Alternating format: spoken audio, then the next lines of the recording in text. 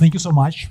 I think we have a very unique chance today to hear from three very experienced, very established marketeers representing different verticals. And not only they represent these different verticals, but also they are in charge of the apps that are the market leaders in their respective niches, in their respective genres. And I believe this is what makes it quite unique, because these panelists, they have figured something out that allowed them to put these apps to this level. So this is why we wanted to have this panel so they can share their knowledge. And when we were preparing this panel, we were thinking of what would be the right topics for us to actually to have the most impact. And we decided to come up with the topics that would be the most relatable and the knowledge would be the most transferable when it comes to very different verticals that are in attendance. Because we are aware that there are many, many companies attending this event, and everybody is quite unique. So this is why we decided to go with the 5 main topics that we think you can actually take something from them and try to implement for your app. And these topics are, first one is brands and its role in the performance marketing. The second one, creatives and the latest developments, including AI, in that space. Third one is quite important and often overlooked, and this is the alignment between products and marketing, and how the product actually impacts your ability to achieve whatever you're set out to achieve. Number 4 is CRM, and number 5 is community and loyalty. And as a bonus point, we will try to make some predictions for 2026. So essentially, this is what you can expect from this session. And without further ado, I will ask our panelists to introduce themselves. Carol, Jochen, and Tigran, please take it away. Cool, thank you. So hi everyone, pleasure to be here. I'm Carol from Yazio. I'm the director of user acquisition at Yazio, currently leading four teams. That's the performance marketing team, the partnerships team, the CRM team, and also quite recently the ASO team. I've been at Yazio since 2018 full-time, and yeah, that's so much from me. Fun fact, are we about to drop fun fact as well?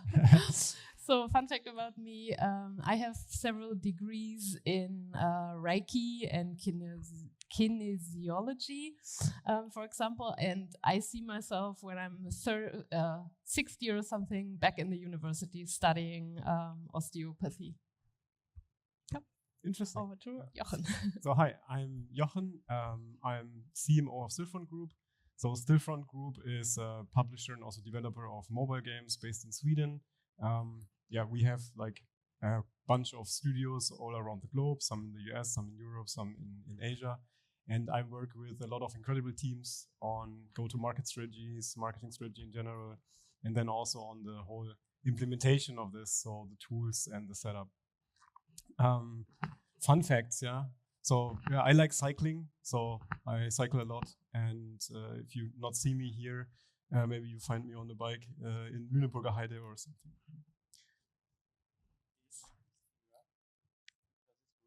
No, not really. Yeah, it works. Okay, works. Yeah. Okay. Yeah. So Aydanski Zomba and Yarkhoshtab. I've done triathlon and I surf whenever I can. Thank you. Thank you for your attention. Yeah, and other than that, I am the head of digital marketing at CoinStats. I've built a marketing team from 0 to 8 people, starting from scratch. So I will talk mainly about fintech vertical and crypto specifically. If any crypto people here would like to connect after the talk, thank you.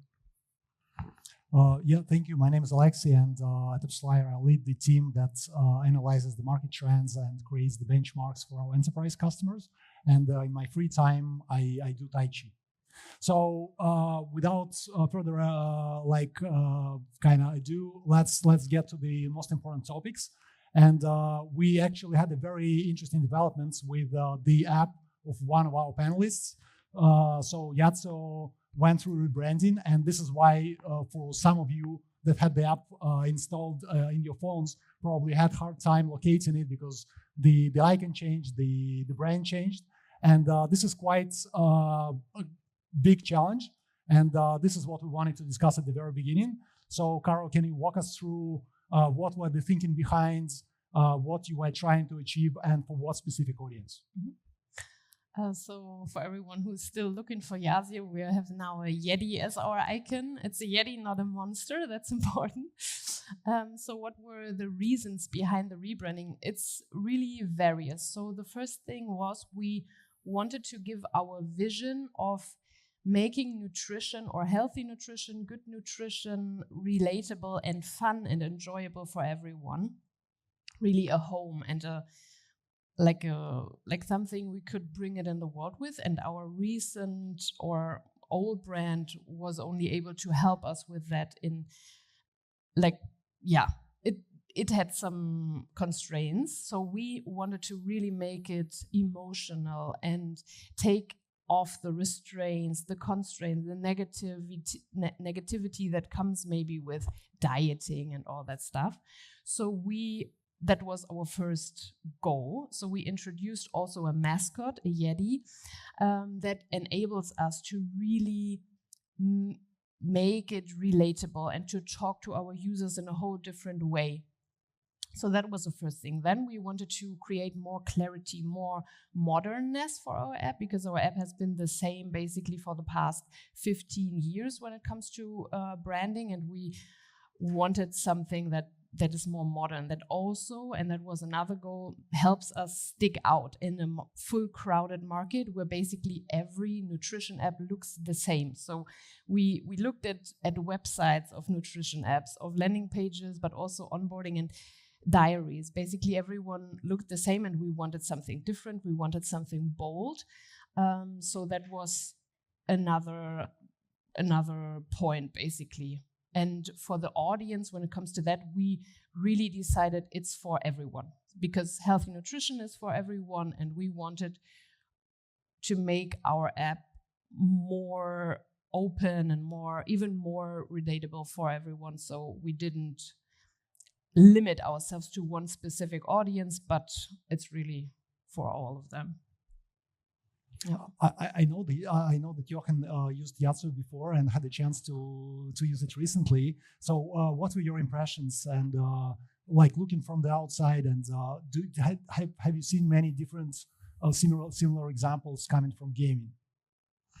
Yeah, so I used Yazio before to get my macros right, and really works well. I found the rebranding quite bold, really bold move. So I think Yazio is one of the category leaders, or very successful, growing year over year, and you have a very loyal customer base. And then changing the brand in this way, of course, has the benefit of opening new audience, opening a new market, and that can be very helpful in marketing, right? So I saw it moving more from a more functional and really focusing on the functions and the nutrition itself, to now be more playful. And opening up new audience, which is a more casual audience, maybe broader appeal to the market. But I can also see the downside of that. You have your very critical, very functional core bodybuilders or people who do serious sports who cannot identify so much with this mascot, with the Yeti.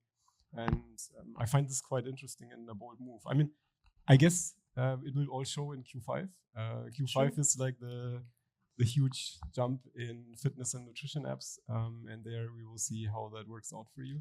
I don't know. Did you have any issues with that rebranding in that sense, that some people complained, or? Definitely. We see it in the App Store, for example, but we also know that the unhappy people are usually the loudest. So we are calm in this kind of storm, let's say, and we know people hate change, they will get used to it. But what you just said also reminded me of another goal we wanted to achieve, and that was creating consistency across product and marketing, because over the past 15 years we had so many new features in the app and kind of different ways of how we communicated about Yazio. And this rebrand really is for us a chance to really have it all consistent in the product, web, but also all our touch points through marketing. And another point is we give that new, let's say, playful aspects of our app. Like we introduced streaks, we have diamond collections and all this more fun and playable stuff. We give that a journey or a home in our new brand. And that was also something we really wanted to achieve, to have it make sense in some kind of way. Yeah, it reminded me a lot of Duolingo. And then using like gaming elements, which we have been doing for the last 10 years, like having a login bonus, having like streaks and wins and so on, also in utility apps and also in, And I mean, it has a reason why everyone uses streaks nowadays, because it has really great impact, on retention and daily active users. And because you asked for gaming, so we also did quite a big rebranding this year for our Supremacy franchise. So we have like, shout out to Twin Harbor Studios in Hamburg and Malta. They do 4X strategy games. A lot of people battle on a world map. And we had 3 games which are very similar, but also very different positioning. And they had completely different names. And now we brought them together under one brand, Supremacy brand, and also working on a new game which uses Warhammer IP, which will be released hopefully soon. The idea here was also quite similar, but maybe different. So bringing all the communities together under this new brand. So I think especially in this very competitive market space, brand can have an advantage, and maybe we talk about that in a second. Just having a bigger brand that you try to get benefit from that. That was also our goal, and not having a lot of small brands that are not known to the customer. So thinking about brand becomes more and more important, I'd say. Yeah, makes perfect sense. And we will now move to brand campaigns and the importance of this.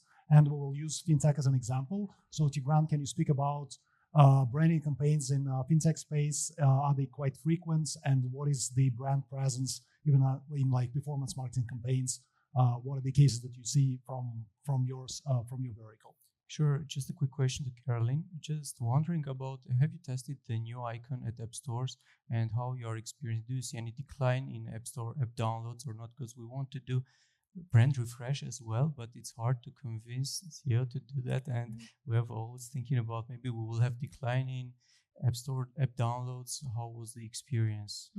So for the decision of going with the Yeti, we did not test that before. So that was just our own brand decision and our bold decision. We want to go that way, but of course, introducing the Yeti into the App Store, we tested and we iterated and we will iterate further. So that's only the first step of the way, but we see positive improvements and positive numbers. So but I understand. We had similar issues. Regarding the branding in fintech, I believe in fintech companies more need branding rather than other verticals. Why? Because we are asking people that we will keep their money, so they will keep their salary, the other investments. So it's important in fintech, the branding more than in other verticals. If we go specifically for the crypto space, crypto users are skeptical thanks to a lot of hacks, and maybe also regulatory uncertainty as well. So in this, let me share with you one example. On Twitter ads, we see 50% or more of downloads or conversions are view through. So what does it mean? People see the ad, they don't click on it, they go to your website or app, they convert there. Like, I don't know what's the metric for other verticals on this like view through conversions, but it's huge for me. Like sometimes it's even 60%. So this is important in fintech and crypto space, in my opinion. And also I see that a lot of crypto brands are doing partnerships with main sports event or motorcycle event. Like you can see a lot of crypto brands in Formula One. Like when you will see a lot of brands in FIFA, World Cup, Champions League, and other spaces as well, because they want to build that trust. because they are asking to manage your money, and this is important, in my opinion. Yeah, it matters a lot. Like with performance marketing, you are asking for, you can do a download your app, but if you want more, you need to build trust. And when we were using this name kind of brand campaigns or brands, but what's particularly, Carol, can you speak about like what represents a brand and how you arrived at actually deciding that these are the elements? I would say, firstly, a brand is constituted of a key element that's immediately recognizable. May it be visual, may it be audio, whatever that is. And for especially performance ads, it comes in degrees. So it goes further than just the logo or introducing Yeti into our ads, but it's about the colors. It's about our characteristics, our vision that we transport, and does it match? And right now, in the phase of this rebranding, our kind of running gag in our company is always, is that on brand? Because we want everything to be consistent. So we ask ourselves, is this on brand? And that goes across or further than just, is there a logo in this? But is it recognizable? Does it transport our vision? Does it transport what we want people to receive us like? So that's basically what we do. And of course, we have a 200-page brand guideline, but that's also, it doesn't necessarily help always, because sometimes you have to take decisions, performance versus brand, and we always try to find middle grounds or the bare minimum, let's say. And when we introduced our new brand, especially in the performance ads, we did it in iterations. So first, we only replaced the logo to keep the algorithm sane, so to say. Then in the next iteration, we introduced our new colors, and then at some point, we put Yeti in. So it was a fragmented introduction of our brand, but making really sure, okay, people realize this is Yazio, or this is a certain brand. And again, it goes further than just the logo, at least to what I experience. I don't know how it is for you in your vertical. I'm going to say something really controversial, because there are a lot of gaming companies that are using IPs and they're building games around IPs.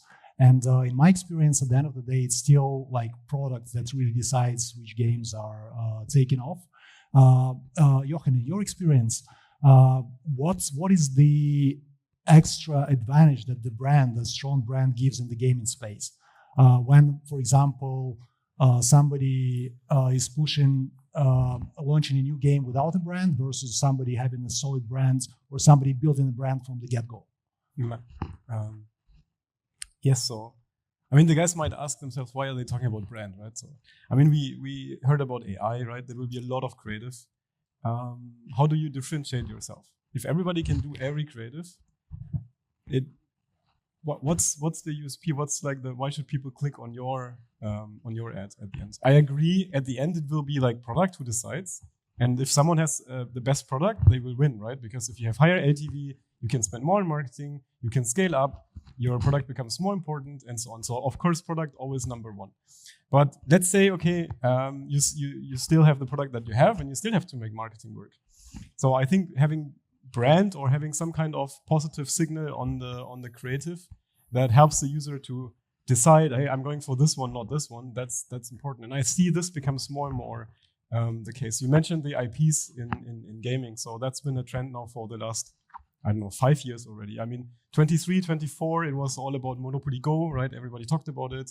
How the Hasbro license really helped Scopely to scale crazy. Maybe people know from Playtika Disney Solitaire, super successful. So using these kind of brands, and I mentioned Warhammer, so we're doing also a Warhammer game. The idea, of course, is to benefit from the brand when people make their decisions in the top of the funnel. And yeah, but it does not necessarily always need to be an IP, in my opinion. In gaming, I see more and more that we move from the, okay, just, push as much spend as you want and the brand doesn't matter, to studios paying close attention to create a brand. So everybody knows Supercell, and they have been investing a lot in their branding and in their like way of becoming like a cultural phenomenon with their games. So kids all know these games and all know the characters. Or if you look about the latest ads, if someone is online, they could not avoid ads from Century Games, from Kingshot. And what was striking to me is that they always put the name on the ad, right? On this, it's always Kingshot. They say it in the voiceover. They make it very clear, and they hammer that in. Yes, they have a very successful product, but they also use this opportunity of performance marketing to create a brand, right? And I would say it's not necessarily a branding campaign. So they're not going to YouTube and put like the masthead and say, okay, here we are Coca-Cola or we are this huge brand. But definitely by using their performance marketing power, they do like what I call the performance branding, right? So they use the performance marketing to hammer a brand in this case in the 4X strategy gaming space. And if you have the opportunity in your field to do that, I would definitely do that, because I think that's really combining the best of both worlds and we'll get like a long-term benefit. Yeah. And we will move to creative space now, because we still have like 4 more topics to cover. So with creative, I think the biggest trends are UGC and AI in general, and there is no better vertical that combines the two rather than fintech. So Tigran, in your experience, what are the latest trends that you see? Because a lot of fintech apps, particularly I'm speaking about digital wallets or money transfer apps, they use a lot of UGC content. What are the trends that you see in your vertical? I can say that I see that AI content is being used in fintech mainly for organic reasons, just the organic content. And I also see that for paid media, they need more authenticity. Because in some cases, videos are not that authentic, and in fintech space specifically, people need more trust. So in some cases, AI videos doesn't look that trustworthy in some cases, and they need content which is authentic in some way, or maybe looks professional as well in some way. I see that a lot of UGC content is being used in the space, in fintech and crypto as well. And this looks like the trend is going to, like it started from Web2 platforms like Meta, TikTok, and it's going to Twitter as well. Like we just see a lot of Twitter ads with UGC content running by crypto companies. And speaking of AI for production, Carol, what do you see for subscription apps? Like what were the biggest kind of benefits that AI brought for you specifically? For us, it was mostly in the localization and bringing, like our ads go live in until or up about 20 languages. So localization and organic content from each language or country was super important for us to create performance. And with localization and the, how do you say, not tone of voice, but dubbing, yeah. Basically, we were really able to scale this to a very great degree where we only needed, for example, an English version of the content, and we could use programs that basically dubbed it then for us with the mouth work as well. So that was really a key for us. We are not quite there yet where we replace, for example, content production totally, but I definitely can see that in the next 12 months or so where this could happen. Like we use AI production in creatives also for statics a lot, of course, also for creative mindset, and we just get a lot out of there. But in terms of really AI content creators or something, we are not there yet, because the same as you said, it's also a trust thing, and right now we don't see the programs and everything not being quite there yet. So it's really reliable, and you can see like someone having 6 fingers and then it's already like off. And Jochen, one for you. How far do you think we are from fully automating the creative production, and when would we see it? This is the first one, and the second one is how do you measure the impact of AI in creative production? Yeah, I mean, just to add to the UGC, so I mean, UGC creative creation is fully automated already, right? So there's tools out there like HeyGen, everybody uses that, and it works really well. The funny thing is we still have one or two like real person creators that produce better UGC than what we can do with AI. So we still have quite a strong mix of real people doing that for us. But of course, the whole creator economy is also in a crisis because who's going to book a creator for this kind of content in 1 year? I guess nobody. And again, we're back to the branding. Only the creators which already have a strong brand, they will have an advantage. But yeah, anyway. Yeah, I think we're not far from full automation, actually. I think there's really interesting trend in gaming in particular. So people might know Unity is like a game development engine. And instead of creating like the actual creative with generative AI, so creating like visuals, there's companies who create Unity code for which then produces the creative in the Unity engine. And I can see that this process already advances quite a bit. So this works already well for simple gameplays like word games or match-3 games, where you have the assets and then the code basically uses these assets to create different variants of it in creative. And this level of automation for me is quite amazing. When we go to the visual creation, the new like VO3 engine from Google, where you can have the first and the last frame. So that is also kind of a game changer now for creating, because before it was always really difficult to get like exactly the output that you wanted. Too much illusions and what really didn't fit, and especially when you talk about in-game, right?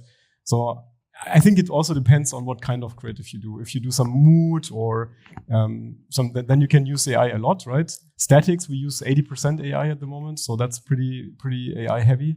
But when we talk about in-game, that was still difficult to really get it fitting and so on. But now I can see with these new developments of generating code and also using like existing frames, then AI just fills basically the in-between, that this becomes much, much better. And that would be also like something I expect to advance much more in 26. Yeah. And how do you measure what AI kind of brings to the table? How do you measure? So I mean, creative production we measure basically in velocity, just like any development team. So the art team is also measured in velocity, and I can see that the velocity, so the output of the team, has increased a lot, right? So we measure things in t-shirt sizes. So there's XS tickets, S, M, and L, and so on. And we're able to output much more now in the same time frame than we were before. Plus, there's additional concepts that we were not even able to do before. So photorealistic video that shows exactly what you wanted. Which brings us to this AI slope, right? So a lot of stuff is happening at the moment, which is probably also not so nice from a consumer point of view, because it gets very crowded space. And yeah. Now we'll move to this topic of perfect alignment between product and marketing. And I'm going to ask Tigran, specifically in fintech space, kind of tweaking the product, tweaking the onboarding process specifically, how much it can change the outcome of the performance marketing campaigns. Just adding something to the previous conversation. Recently, I was talking to a guy who works at a company that is coordinating about 20,000 content creators. They are one of the biggest players on the market, and like they are basically helping brands to go viral organically, content creators. And he shared that he hasn't seen any one piece of content without a human touch that went viral. They are using AI to create something, but they need some human touch to go viral. This is like their content creator base is quite huge, and I think this is an important to share with people. Maybe it would be interesting. Yeah. And regarding the product part and performance part, specifically in the fintech space, if we speak about onboarding specifically, people when download the app, we see that 40 or 50% of people abandon the app, like because they don't, because a lot of fintech companies are asking for KYC, for passport, for other sensitive information. People are leaving, abandoning the app. So in this case, it's important to have the trust. If the brand does not have the trust in the company, in the fintech space, maybe the half of their users who have already downloaded the app, they will just abandon the app. So here, branding starts like from onboarding as well for the fintech space and crypto specifically. Carol, Jochen, can you give some examples of the kind of great examples of product and marketing alignments where product doing something made your life so much easier, or maybe it's from other companies, whether we're speaking about onboarding, because I know, Carol, you had this example of kind of gamifying the onboarding process, and that was definitely part of the products, or be it segmentation. For us, it's mostly onboarding, to be honest. So we need product to give us a great conversion rate for performance to work. And the better the conversion rate in onboarding is, obviously, the better our performance ads work. So we always are happy of every percentage point of every A/B test product does in terms of onboarding conversion rate. And of course, like gamification techniques help. And in terms of segmentation, we are starting now first tests really to match what the user gave us on insights in the onboarding. For example, their goal. Do they want to lose weight? Do they want to gain weight or whatever, maintain weight and just stay healthy? And then that we bring those users, or the other way around, like they get certain, like we get the signals and then the ads basically match, and the other way around. So that's how we use the onboarding insights also for retargeting, for example, once the user onboards but don't buy. So we can tailor our messages then to the customers. Product and product marketing. So I mean, we do a lot of testing in UA on new ideas, what could become content or a feature in the game. So like there's playable ads, right? So we try a new mini game, for example, in a playable ad, and if that one is successful, it can make it into the game. That's also been a very successful trend now in gaming. Let's see how long it takes until it makes it into subscription apps or other, so that there's like other things to do in the app. There you have your main core loop, but then there's other things to do. And then you can also use that in marketing or vice versa. And that's definitely a trend I see a lot happening in gaming, where the two teams talk much more together. So it used to be like, hey, marketing, you bring the user, there's the install, goodbye. And then product complains about the product, about the traffic quality. Yeah, you send us really bad traffic, that's why our retention is down. And the other way around, marketing complains about product, not monetizing the user, so they cannot scale. And this is now getting more and more blurred. So it's not like a handoff point which is clearly defined, but it's much more moving into the user experience into the first funnel. And I would say that the first session is really a success goal for both teams, and they have to talk to each other. So really define like what is the KPI that both have to make successful. So when we talk about a game, is it maybe that the user joins an alliance, because we know that when someone joins an alliance, there's the social glue that makes them come back, and retention is important to us. So this is definitely something that we see happening. And also just reorganize a little bit how the teams work together. So we brought the marketing teams much closer to the product teams in order to exactly make this happen, so that they work together on the problems and not like, pinpoint left or right on this. So, yeah. And these signals that you can get from the product team, something kind of the events that they measure for themselves, and that you can incorporate in the funnel, in the flow for you. I think it's a perfect segue to the CRM topic, because in CRM, the way I see it with AI and regardless of AI, the key task is to move from generic kind of re-engagement to very, very personalized re-engagement that brings the value to the customers. And the question is, what is the best way to do it? What are the signals? And here it's a question that is open to all of you. Can you speak about some good examples of doing it the right way?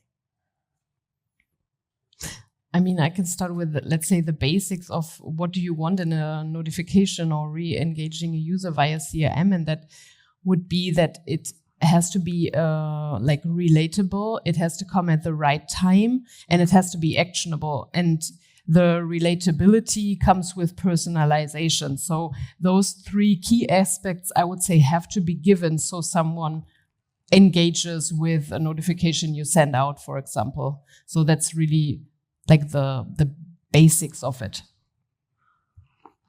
Yeah, this could sound controversial in some way, because in crypto space, we don't want to have the level of personalization that our users will feel that we are tracking them.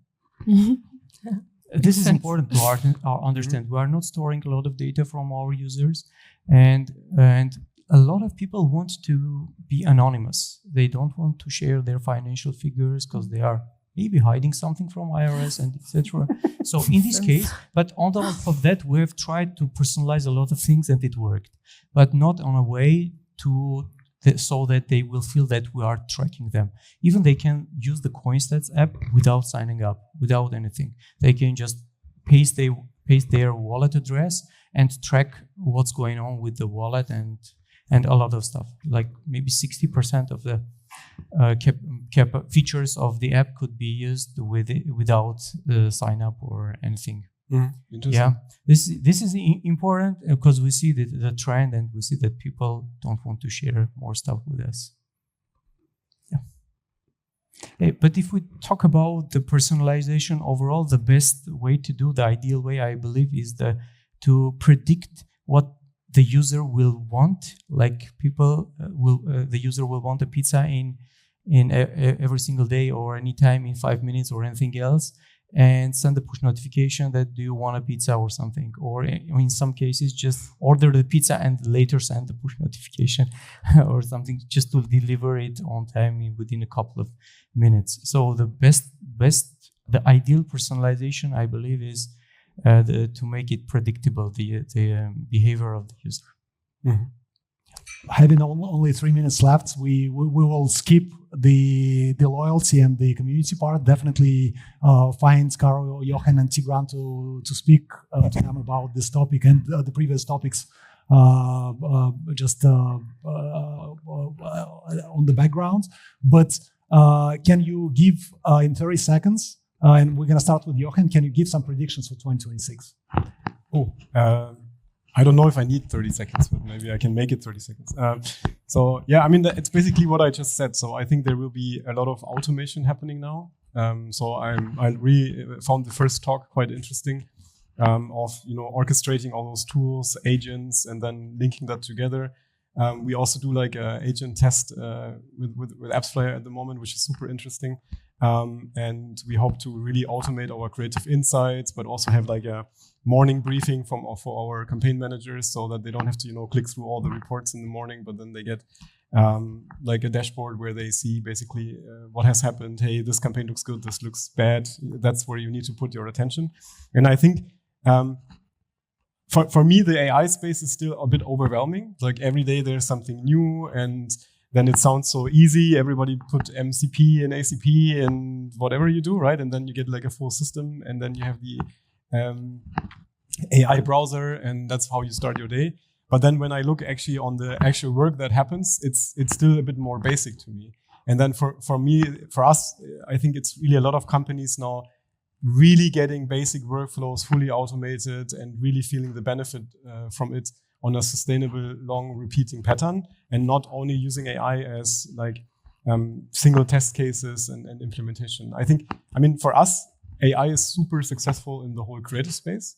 So that works well. And we put a lot of effort now into coding and into game automation and personalization. Yeah. So automation, that would be AI automation would be my topic. And we have time for one last prediction. Carol, Tigran, Come on. who you would like to know? It's hard to make predictions. I would basically copy what Jochen said. It's all about automation for all of the processes, so much scalability potential in there, creating automative, like creative machines, iteration, and then testing again. So I think that's the way to go. And one other aspect is also for every single team, but every single person to create space to learn and to go in that direction, because it's also a struggle we see in day-to-day life that you have so much to do, but you want to also be on the forefront of AI and you have to just make space for it. That's one thing for the next years, probably not only for next year. Yeah, and that's a perfect wrap up of the session. Thank you so much for being here, and you can definitely find our amazing panelists offline and speak to them. Thank you. Thank you.